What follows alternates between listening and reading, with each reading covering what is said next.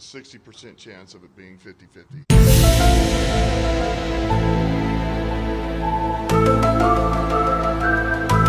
What's up, everybody? Welcome back to another video. In today's video, we are here with the second installment. Oh, hey, y'all like that second installment of the Lions and the Bears injury report for Thanksgiving. Now, I don't want to say we have a lot of changes today, but we do have some roster moves. We have some big updates with the quarterback position.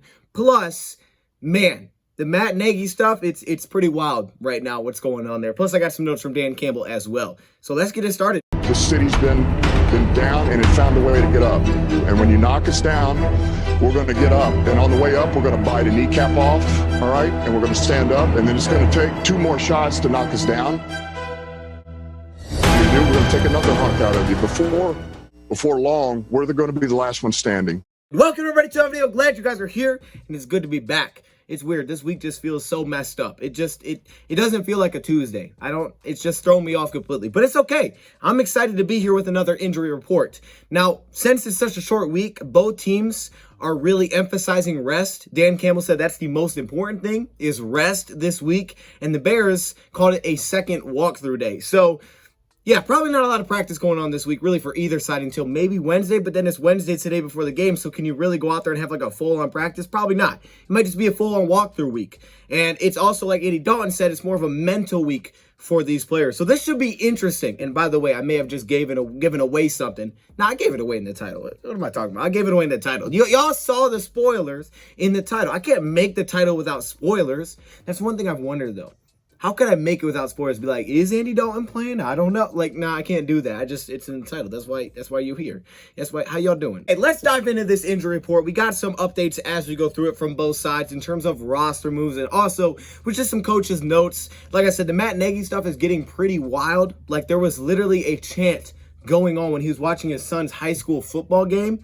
Fire Nagy. Now, I don't know who it was exactly. Some people said it was the student section. Some people said it was the parents. I'm not sure who it was, but all I know is it's kind of messed up. To me, that seems messed up. Like, okay, I get y'all want him fired, but that's pretty, like, messed. I mean, you got his kid out there playing. Like, it didn't feel right. I guess that's the job. I mean, when you have this job, you're kind of on the center stage. You also get paid for having a job like this pretty good. So, but anyways, it feels too far.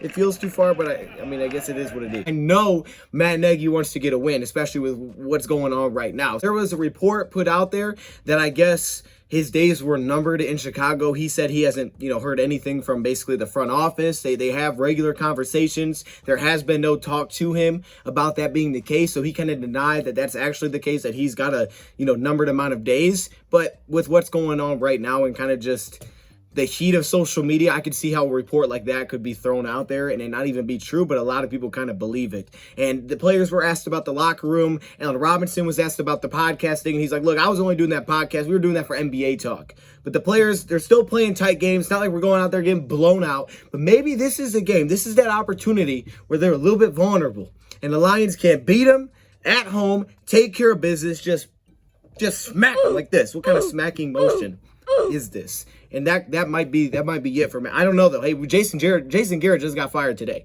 I saw that when I was right before I started this video. I was like, dang, okay. The Giants they've been rough. I'm pretty sure it was like one of their best starts in years, and they still fired him, so they weren't playing around. Anyway, I didn't watch the game last night. We were doing our show. Were you at the show? I'm sorry, guys. We're way off topic right now. This has nothing to do with the video. The injury report from Tuesday for the Bears, as they called their second walkthrough today. The big news. Let's start off with that one. Is Justin Fields. He is out for Sunday. Justin Fields is out. Now, I wouldn't say like 100% chance. He basically said like he can't be active, but it's like 99% chance he's not active for Sunday's game. Okay, I don't know why he'd be active but doesn't play. So there's a pretty good chance that, yeah, he's going to be inactive for this weekend's game. Andy Dalton will be the starter.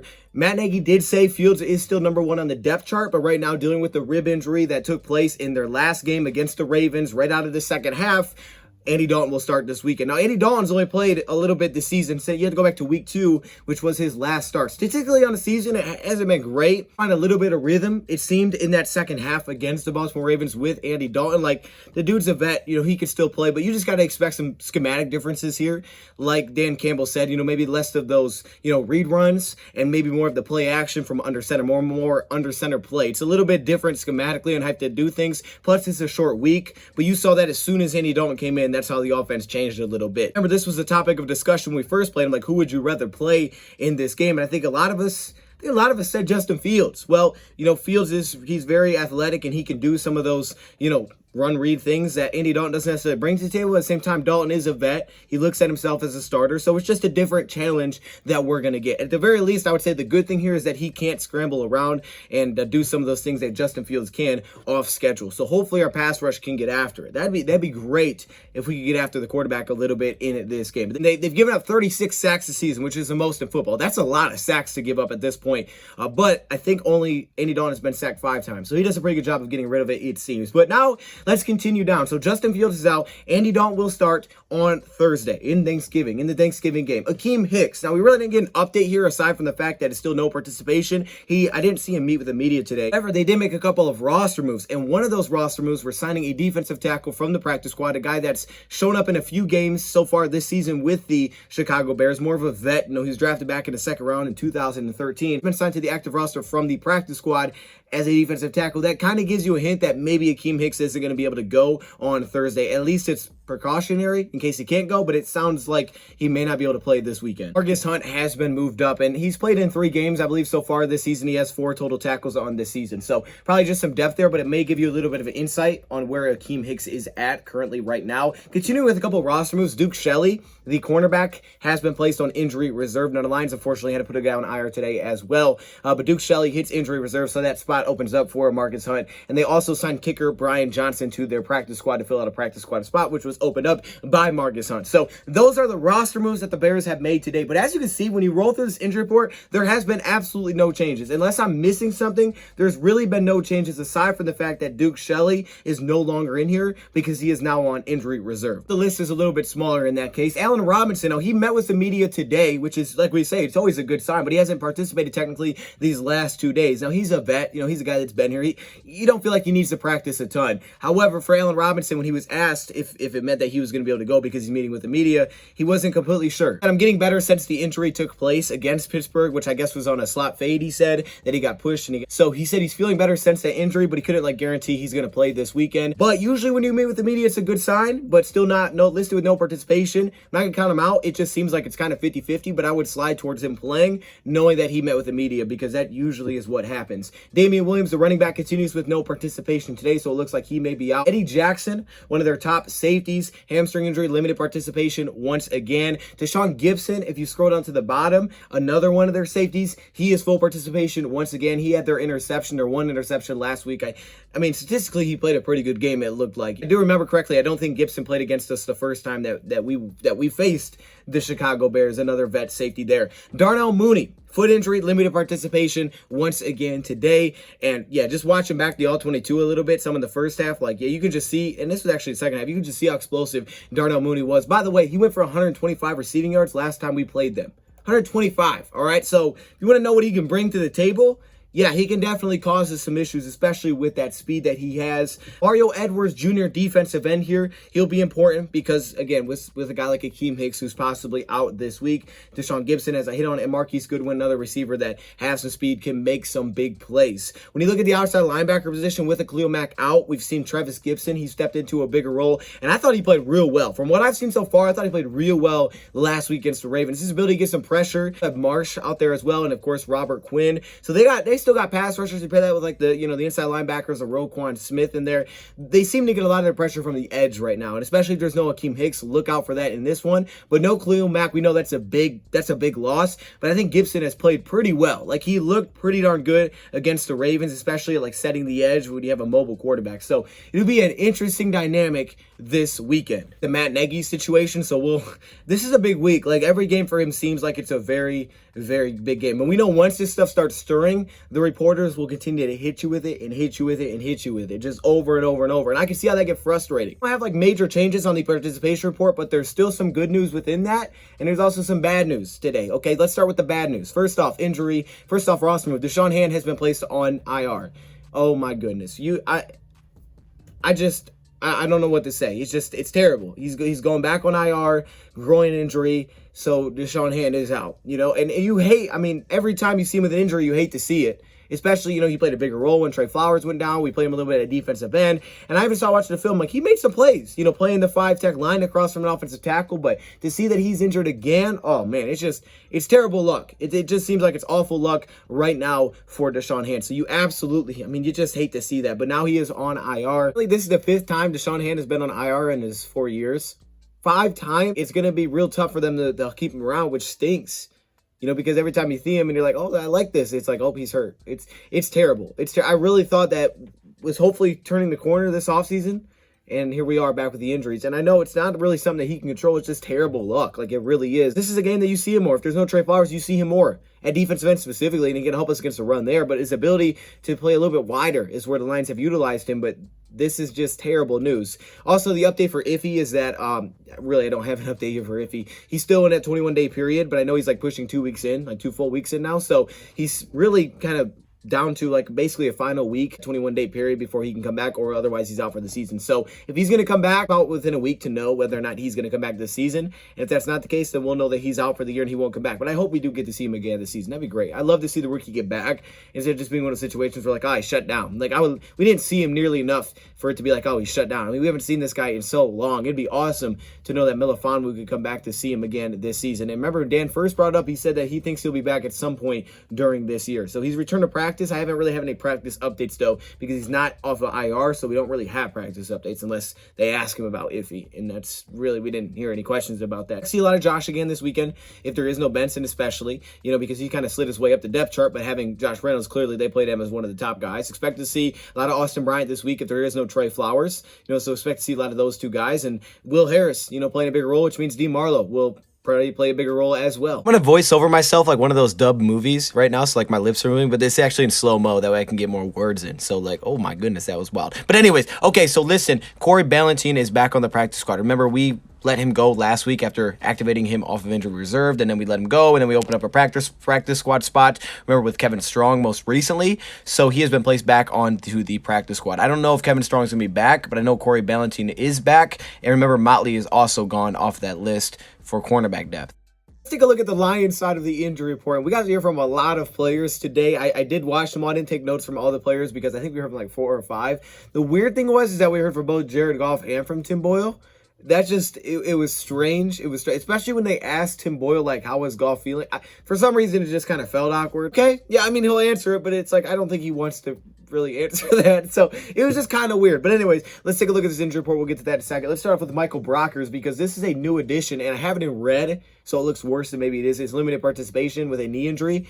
Again, still practice in the walkthrough at least, but this is something that's new. It just popped up today, and this is really concerning. The fact that, okay, first off, Trey Flowers, if you look down, he had no participation again for the second straight day. He didn't play last week. And then you see this, like, that's super concerning. Michael Brockers has been a constant on this D-line, especially with some of the get-off that he has, the explosiveness to blow-up run plays. This would be a huge loss, especially for a guy, in Chicago. They had 180 yards rushing last time we played him, 3 touchdowns. So you want to be able to stop the run against this team, especially without Fields. It's going to be less quarterback runs, more running back runs. You would love to be able to shut down that run game, make it real tough for the play action to be as successful as they want it to be, and set that up. Having a guy like Brockers out would be really tough, but it was limited. So I'm holding out hope. I still believe that he can be able to go. Big V concussion again, no participation today, so it's definitely looking like Tommy Kramer is going to play. Speaking of Tommy Kramer going to play, he has been signed to the active roster. So yeah, expect Tommy Kramer to play at the right guard position. I don't think we're going to see Big V this weekend. Did say that Tommy Kramer has been taking reps at center position, I guess, in practice as well. Probably not to play at center, but because he's a backup. But anyways, it looks like he's going to get his starting nod on Thanksgiving. So that's pretty exciting for him. That's what it looks like. AJ Parker, the cornerback dealing with an ankle injury, he did not participate in practice once again today. So Will Harris start to slide into kind of that nickel role, and that's kind of probably what we'll see in this game as well. So, that is a very concerning loss. AJ Parker helps us a ton in a lot of different ways, and anytime you can get him out there is good just for his development, just straight up. I keep wanting to say weekend, but it's Thursday. I'm sorry. The week is jacking me up, y'all. All right, Deshaun Hand, I'm going to have to take him off here. You guys should not see that name on this list. Trinity Kennedy Benson, no participation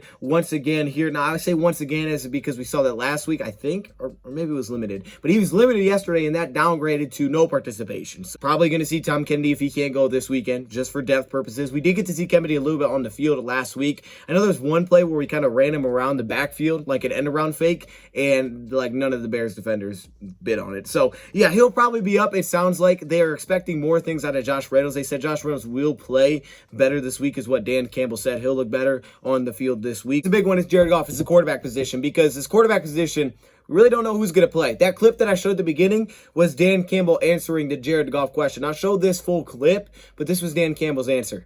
Jared is feeling this week and when you might know. Yeah, I thought he was better today, I mean, I think it's leaning that way for Goff. We'll see. Leaning towards Goff. Mm-hmm. Yeah, we'll see. Percentage? You had the percentage. I thought it would be appropriate if I followed up that way. Yeah, I would say there's a 60% chance of it being 50-50. So Jared Goff talked about the situation, and he said he's feeling better, but it's just like any strain, if you go too far with it, it could get worse. So you got to be careful with that. Of course, he wants to play in this weekend's game, but he did say in his mind it'll probably end up being a game time decision. So the Lions right now are having Tim Boyle and Jared Goff both take reps, go back and forth in practice as of right now. But it's fairly good news with Goff is that he's looking better. But the one thing, again, you want to keep an eye out for, because with a player, they're not going to always be 100% like, oh, I don't feel good. Like, no, they're, they want to be out on the field, especially for this Thanksgiving game.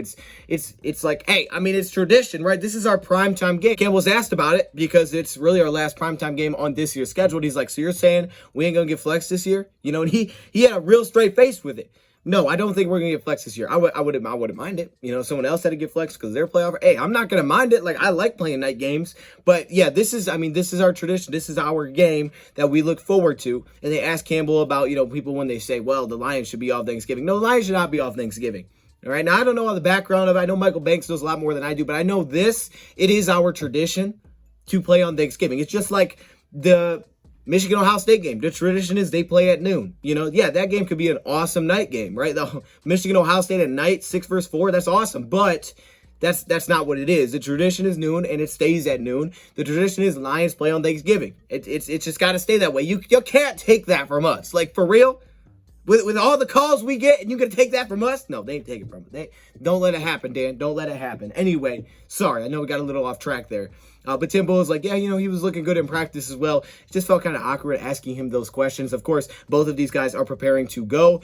Campbell said he's leaning towards Goff. He said if Goff's healthy, he's the guy. I just want a healthy Jared Goff if he's out there. I don't want an injured Jared that can't throw the ball. But Jared specifically said, if I'm on the field, there's no excuse. I'm good to go. So in that case, if he's on the field, the dude better be able to throw the ball down the field. Now, the oblique one's different because it happened during the game. They didn't really know about it, so that one was very different. But Tim Boyle, in this case, will also be up and ready. So even if Goff starts, he's not feeling well, you do have Boyle who's ready. He's went through the game plan. You could just throw him right in. David Blau and Steven Montez are helping keep prepared. Doesn't sound like they're taking the top reps like those two are. So they'll seemingly have two guys prepared, and it'll make them down to a game time decision. We'll see where it's at by tomorrow. Trey Flowers, again, no participation. I said it's likely that he's out again, which is tough, because he's a real good run defender. But to have him out at Michael Brockers, that would be awful. So hopefully that's not the case. Jamar Jefferson, so good news with him is that he practiced again, just in limited fashion, but at least he practiced. Like, come on, man. I love to see that. And you wrap it up with Matt Nelson, who had no participation today, once again at the tackle position. We do have Skipper on the practice squad, and we have that man Will Holden. So we do have some tackle depth behind it. Be cool to see Matt Nelson, though, get back onto the field. There was a report out there, and I didn't even see this, honestly, that the reason Dan Campbell took over play calling was because him and Anthony Lynn Goff didn't get along. Now, they have kind of shut this down, and apparently this came from a team source, and Cam was like, man, I would like to know who that team source is, because he said, no, the relationship, it was fine, and Goff said they had a good relationship together. I didn't even see the report, honestly, but I guess it was out there that's why the play calling change happened. I don't think that's the reason the play calling change happened. I mean, if they did have a messed up relationship, maybe that could be the reason why. But I don't believe that to be the case. Anthony Lynn said, hey, we were 0-8-1, all right? I mean, not even at that point. I don't even think we had the tie. No, we didn't have the tie. We was just 0-8. You're 0-8 going into a bye week. Like, you're not going to do anything different? The fact that he made the change just made sense. You got to do something different. So, to me, it's like, okay, they just made the change. Is Anthony Lynn's future here? I don't know. But I don't think it's just like, oh, they had a terrible, toxic relationship and they weren't getting along, so this happened. Like, it just doesn't sound legit to me. I'm not buying into the belief that that is the case. Plus, I didn't even see it, so I mean, I don't know. I did say it was a huge addition to have a guy like Taylor Decker back. You know, he's had him in the Pittsburgh game, but you know, it was the weather and not being healthy. This is indoors. Hopefully, he's healthy if he's playing. You know, I mean, he better be healthy if he's playing. But that has been a big impact, and of course, it'll be, if he does play, it'll be his debut with Josh Reynolds, who we know they have a great relationship together, and that's why he was texting before he got here. So, you know, there's a couple, you know, little storylines to keep an eye on with this one. It's a big impact to be able to run like we have, and hopefully makes our pass game a little more explosive. And that's exactly what Campbell explaining wants the team to be. Known for defense. Right now, I would say the Lions are known for defense, and he wants explosive run and pass plays. Well, if you can run the ball and you get explosive plays like Swift gives you, and you're able to set up play action out of that because you're able to pass protect and you have guys that win one-on-one, that's exactly in your head, exactly what you want this to look like. And it's exactly how Dan Campbell explained he wanted this to look like. Like, to me, I think we're seeing what the vision is for Dan Campbell right now in different little doses in different ways. And I think that we're going to see how this team is going to be built going forward. We talked about a little bit of that on Last Second Sports last night, Last Second Dose. By the way, we're going to be live tomorrow, so check it out. We're going to be live for the Thanksgiving game. Well, tomorrow's not Thanksgiving, but we're going to do like a pregame show, you know, like usual. But we're going to do some different things to have some fun. It'll be an earlier show as well. From Jared Jacobs, we got to hear from Will Harris. Will Harris said he's comfortable playing the nickelback position. Jacobs said the game plan is stop the run. So if you want to know what the Lions are focused on, I can't give you all the insight there, but I can tell you this, it's stop the run. All right. And tomorrow we may go through some of the Bears film because we're going to be doing a show anyways, and then game day's the next day. So since I won't be here for the Thanksgiving game, we might just do it tomorrow night. I mean, it could be a long show. I don't know. You know, we'll see. We'll see how the day works out. We may do a stream in the morning. I don't know how it's going to work out. But either way, that's really the main takeaways I got from the injury report today. We may go live tonight, so stay tuned for that. We may go live tonight for the All-22 to take a look back at this Lions game. I haven't got to watch it as much as I usually do before we do it, like on Wednesday, but that's because of a shortened week. So it's all right. You know, we'll make it work. And usually we don't have these like practice reports that I got to report on, so it's usually much different than how this week is set up. But hey, we'll make it work. We do what we got to do. Maybe we'll just watch it all for the first time together, and we'll just have some fun with it. So that may be the show today. So check it out. You know, if we live, hop in, say what's up. Saw someone else do this in one of their videos, and I like the idea. All right, if y'all want to, you know, if you want to, hit the subscribe button to someone else, to Last Second Sports. All right, now I know, like, wait, Last Second Sport, yeah, like if you're here right now, first off, shout out to you, I appreciate you coming to the show tonight. I want to see you say what's up. But if y'all want to subscribe to Last Second Sports, or get on one of their videos and just blow it up. That would be so cool to see y'all just get in their comment section of the video and just blow that thing up. And just be like, hey, they sent me. Like, that'd be awesome. Because, yeah, I guess it messes with the YouTube algorithm when you do something like that. So that'd be pretty cool. So if y'all want to, hey, feel free. I think that'd be pretty awesome. Just do it on, like, their most recent video or something. I'll join in the fun of doing that as well. Anyway, let me know your thoughts in the comments below. Thank you, for watching, and I'll see you soon. I'm out.